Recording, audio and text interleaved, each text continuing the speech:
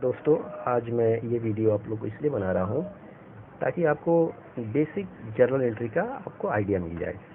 ये journal entry इसलिए बताया जा रहा है, स्टार्टिंग से जर्नल एंट्री मैं इसलिए आप लोग को बता रहा हूँ ताकि मेरा एक 3 वीडियो का सीरीज़ है। उस तीनों वीडियो का सीरीज़ आप जब देखेंगे, उसको पढ़ेंगे, वहाँ से गोल्डन रूल से शुरू हुआ है और गोल्डन रूल से शुरू करके अकाउंट का जर्नल एंट्री कैसे करना है, कैसे किया जा रहा है, बिल्कुल गोल्डन रूल के हिसाब से करते हुए इसे समझना है और सीखना है। तो जिनको अपना बेसिक जर्नल एंट्री ठीक करना है उनके लिए ये वीडियो बहुत कारगर है। ओके, तो दोस्तों सबसे पहले अगर हम बिजनेस स्टार्ट करते हैं तो बिजनेस स्टार्ट करते ही हमें पूंजी लगानी पड़ती है बिजनेस में। तो फर्स्ट अपना जर्नल एंट्री बनता है started business with cash ₹2 lakh. तो जर्नल एंट्री बनता है अपना cash account debit to capital account 2 lakh रुपये। ठीक है, ये cash account debit to capital account इसलिए बनाया जा रहा है कि आपने जब भी बिजनेस स्टार्ट किया तो आपके पास, आपके बिजनेस में, आपकी संस्था में ये कैपिटल एक पूंजी के रूप में गया है और आपकी संस्था में कैश आया है। ठीक है, तो इस कंसेप्ट को समझते हुए cash account debit to capital, जब भी बिजनेस स्टार्ट होगा कैश से, तो ये एंट्री बनता है। दूसरा entry sold goods for cash, sold goods ₹40,000 in cash. आपने 40,000 का गुड्स को कैश में बेचा है, तो इसमें अकाउंट को पहचानना है sold and cash, sold goods and cash. ये जो अकाउंट है वो नॉमिनल अकाउंट का ये ट्रांजैक्शन है। इसमें आपने सामान को बेचा है 40 रुपये कैश में। तो नॉमिनल अकाउंट का एक नियम क्या होता है कि इनकम जो होते हैं वो CR होते हैं, सोल्ड गुड्स जो है वो आपका नॉमिनल अकाउंट है और कैश जो है वो रियल अकाउंट है। रियल अकाउंट का नियम क्या होता है, व्हाट कम्स इन, कैश आ रहा है आपके पास तो cash account debit to nominal account में इनकम हो रहा है कैसे, सेल के हिसाब से। आप जब सेल करते तो आपको इनकम होता है, तो यहाँ पे हम करते हैं sales account, cash account debit to sales account 40,000 rupees. ठीक है, बिल्कुल अपने को गोल्डन रूल के हिसाब से जो भी लेन देन है उसमें 2 अकाउंट को फाइंड आउट करना है। दोनों अकाउंट को फाइंड आउट करने के बाद कौन सा अकाउंट हमारा डेबिट होगा, कौन सा अकाउंट हमारा क्रेडिट होगा, रूल के हिसाब से समझना है। ठीक है, इस तरह से जब आप समझेंगे तो आपको जर्नल एंट्री के साथ उसका कंसेप्ट भी क्लियर होते जाएगा। ठीक है ना, ताकि भविष्य में कभी आप लोगों को दिक्कत नहीं हो। ठीक है ना। थर्ड एंट्री, आपने गुड्स खरीदा है, आपने परचेज किया है 20,000 का और पेमेंट किया है बाई चेक से। चेक से पेमेंट करने का मतलब कि यहाँ बैंक इन्वॉल्व हो गया। ठीक है ना, और आपने परचेज किया है, ये जो अपना परचेज है ये भी नॉमिनल अकाउंट है और चेक जो है वो अपना बैंक जो है अपना रियल अकाउंट है। ठीक है ना, तो इसका एंट्री करेंगे। आपका खर्च हुआ है, आपने सामान खरीदा तो खर्च हुआ, आपने सामान खरीदा, गुड्स खरीदा तो एक्सपेंस हुआ। एक्सपेंस को हम लोग डेबिट करते हैं नॉमिनल अकाउंट के हिसाब से, यानी ये अपना नॉमिनल अकाउंट है और ये बैंक जो है वो अपना रियल अकाउंट है। ठीक है, तो आपने सामान खरीदा यानी परचेज किया तो आपका खर्च हुआ, यहाँ परचेज अकाउंट डेबिट नॉमिनल के हिसाब से। टू, अगर आपने पेमेंट किया है चेक से तो आपका गया है बैंक अकाउंट। ठीक है, अब बैंक अकाउंट का मतलब ये नहीं होता है कि बैंक अकाउंट मतलब ICICI bank, SBI bank, IDBI bank, जैसे ही नाम आ जाएगा फिर वो पर्सनल अकाउंट हो जाएगा। ठीक है, तो फंडा सिंपल सा समझना है कि आपका एक्सपेंस हुआ है और इधर से आपके बैंक अकाउंट से पैसा गया है। ठीक है, ओके। नेक्स्ट एंट्री जो थर्ड एंट्री है आपका, फोर्थ नंबर जो एंट्री हो रहा है, आपने फर्नीचर खरीदा है। ठीक है, 60,000 का, payment made by cheque. Same, furniture आपका रियल अकाउंट है, चेक से पेमेंट किए हैं बैंक, ये आपके पास से पैसा गया है, बैंक से पैसा गया है तो ये गोज आउट है और ये फर्नीचर खरीदा गया है। ठीक है ना, तो फर्नीचर आ रहा है अपने पास, रियल अकाउंट का नियम, furniture what comes in debit, तो furniture account debit 60,000 to bank account 60,000। ठीक। Third 5 number entry, paid rent ₹10,000 to landlord. आपने लैंडलॉर्ड को, मकान मालिक को 10,000 रुपया रेंट पेमेंट किया है। रेंट आपका नॉमिनल अकाउंट है, ठीक है। और आप जब पेमेंट करेंगे तो कैश देंगे ना, लैंडलॉर्ड को क्या देंगे, कैश देंगे। यानी यहाँ कैश इन्वॉल्व है और यहाँ रेंट इन्वॉल्व है। ये रियल अकाउंट है, ये नॉमिनल अकाउंट है। नॉमिनल अकाउंट का नियम क्या है, एक्सपेंसेस को डेबिट करते हैं, तो rent account debit to real account का क्या है नियम है, what's goes out CR to cash account ₹10,000। अब यहाँ लैंडलॉर्ड नहीं लिखना है, क्योंकि ये यहाँ पे रियल अकाउंट और नॉमिनल अकाउंट दोनों अकाउंट इन्वॉल्व हो चुका है, ठीक है ना। तो लैंडलॉर्ड को नहीं कंसीडर किया जाएगा, ठीक है। Next, salary paid to staff ₹60,000। आपने स्टाफ को सैलरी दिया है 60,000 रुपया। नॉमिनल अकाउंट सैलरी है और रुपीज मतलब मीन्स कैश गया है, ये रियल अकाउंट हुआ। तो एक्सपेंसेस हुआ salary, salary account debit to cash account 60,000।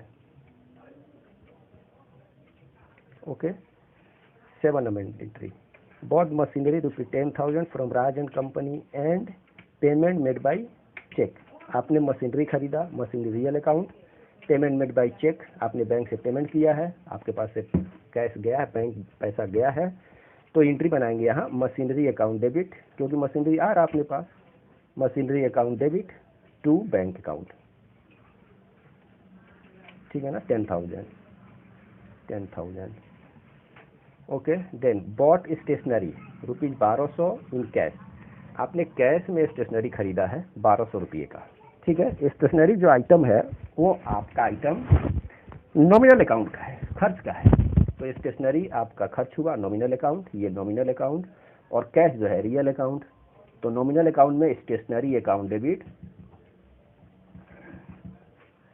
To cash account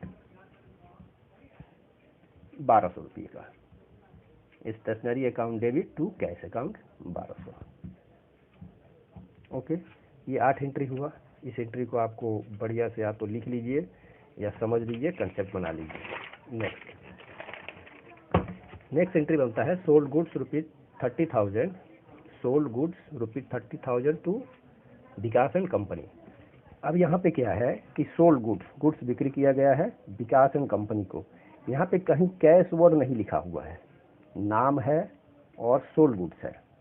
इसका मतलब ये सेल है, ये सेल किया गया है, बट ये सेल जो है वो आपका क्रेडिट है, उधार में है। जब भी उधार में हम एंट्री बेचेंगे, जब भी उधार में हम माल बेच रहे हैं, तो एक अकाउंट विकास है, विकास रिसीवर है और सेल हो रहा है, ठीक है। तो रियल अकाउंट सोल्ड गुड्स जो है ये नॉमिनल अकाउंट है, और विकास जो है ये अपना पर्सनल अकाउंट है। इसका नियम क्या बना था, पर्सनल अकाउंट में रिसीवर आर डेबिटेड, तो Vikas and company account debited to sales account, ठीक है। ये मैं अपने पिछले वीडियो में बताया था। ओके। नेक्स्ट, आपने गुड्स खरीदा है फ्रॉम अशोक एंड कंपनी से ₹20,000। 20,000 का गुड्स खरीदा गया है अशोक एंड कंपनी से, ठीक है, उधार में। यहाँ भी कहीं कैश वर्ड नहीं लिखा हुआ है, अशोक लिखा हुआ है और बॉट लिखा हुआ है या परचेज लिखा हुआ है। आपने उधार में माल खरीदा, तो एंट्री उधार, ये जो माल गुड्स जो आपने खरीदा है, आपने परचेज किया, नॉमिनल अकाउंट है, और अशोक जो है वो आपका पर्सनल अकाउंट है, ठीक है। नॉमिनल अकाउंट का एक्सपेंसेस डेबिट, ठीक है ना।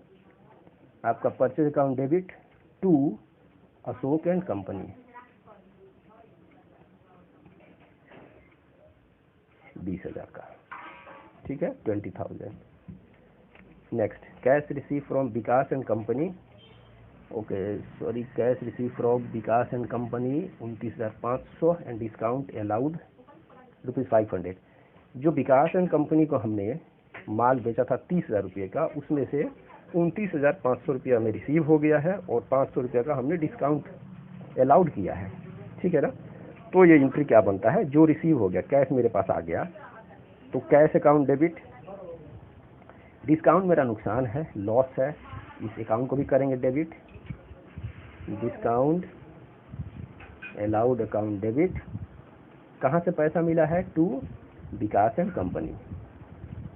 विकास एंड कंपनी से पैसा हमको मिला है। अभी विकास एंड कंपनी से लेना था 30,000 रुपया, हमने डिस्काउंट दे दिया 500 रुपया और मिला है 29,500।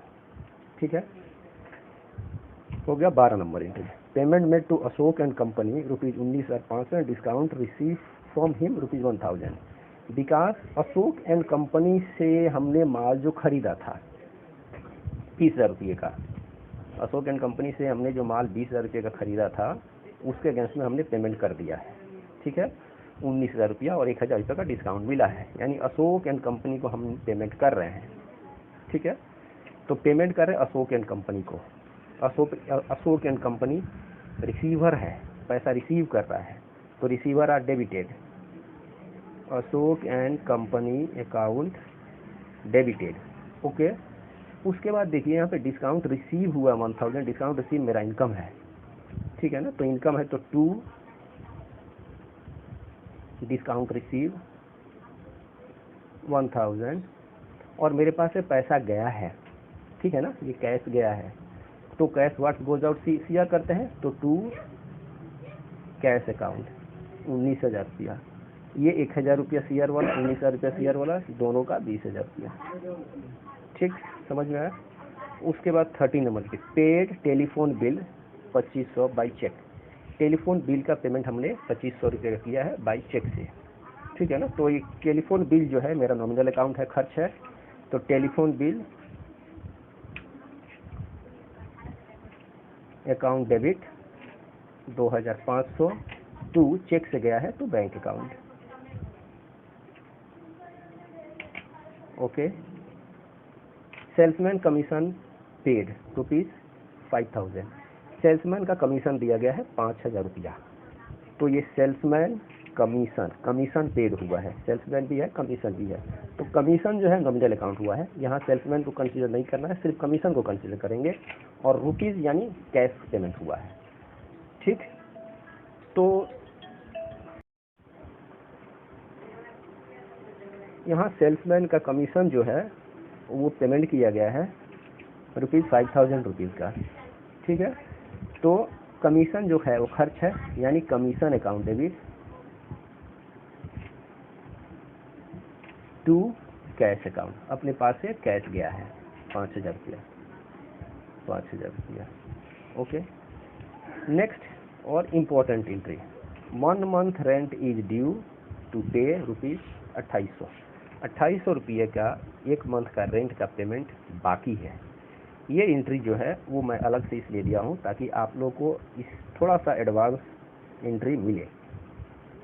1 month rent is due, rent 1 month का बाकी है देने के लिए, यानी आपके ऊपर 1 मंथ का लाइबिलिटी खड़ा हुआ है। इस एंट्री को याद रखना है, समझ लेना है।